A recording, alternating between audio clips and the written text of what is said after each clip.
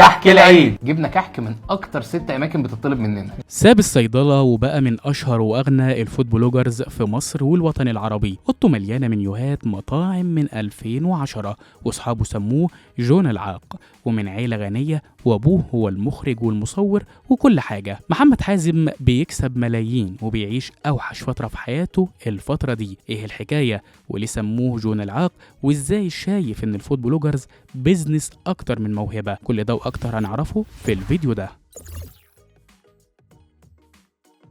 من عيلة غنية ودخل جامعة الخواجات الغالية، وباباه هو سر نجاحه في فيديوهاته، وأوضته مليانة منيوهات من أيام ما كان في الجامعة. كلامنا هنا عن محمد حازم، واللي حبه للأكل خلاه يجري ورا شغفه ويسيب شغلانة الصيدلة. محمد حازم زيه زي أي شاب باباه عايزه يشتغل مهندس ولا دكتور، ودخله صيدلة جامعة ألمانيا عشان باباه صارف ومكلف. وهو في الجامعة شايف نفسه فود بلوجر وجري ورا حلمه. وأول ما اشتغل في ابلكيشن انجزني وكان بيعمل ريفيو أكل ببلاش وكان بياكل ببلاش، وكل ده عشان شايف انه ممكن في يوم من الايام يكون ده اكل عيشه. وسابه وراح يشتغل مع شركة المنيوز في 2014، وكان بياخد مرتب شهري 1600 جنيه، وكان بياكل بس بيدفع هو، وما كانش بيروح ريفيوهات الاكل لوحده، كان بياخد اصحابه، وكان منها خروجه ومنها شغل، وكان بيعمل كده على امل تظبط معاه والزهر يلعب معاه. كل شغله ده كان في الجامعة لحد ما اتخرج وحس بحالة تخبط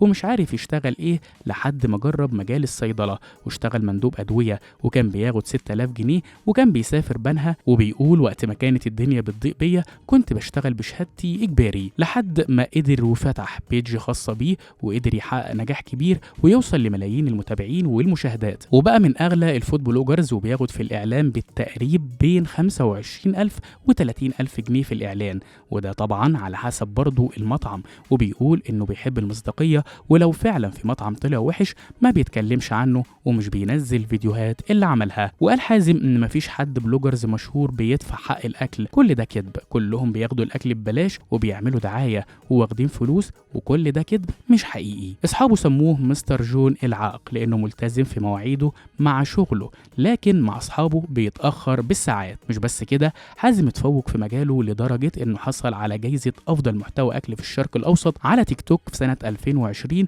واخدها مرتين ورا بعض، وبيحلم انه يكون ليه مطعم فرايد تشيكن. محمد حازم مش بس فود بلوجرز، هو شيف كمان، وبيعمل كل الاكلات شعبي وافرنجي وبلدي وكل حاجه، وبيظهر مع مامته وهم بيطبخوا سوا. مش هتصدق ان محمد حازم ما عندهوش فريق شغل ومعتمد اعتماد كلي على باباه، هو اللي بيصور وهو اللي بيخرج وهو اللي بيعمل له كل حاجه وبيطلع معاه وهم بيطبخوا. طيب تفتكروا ليه محمد حازم بيعيش اوحش لحظات حياته الفتره دي؟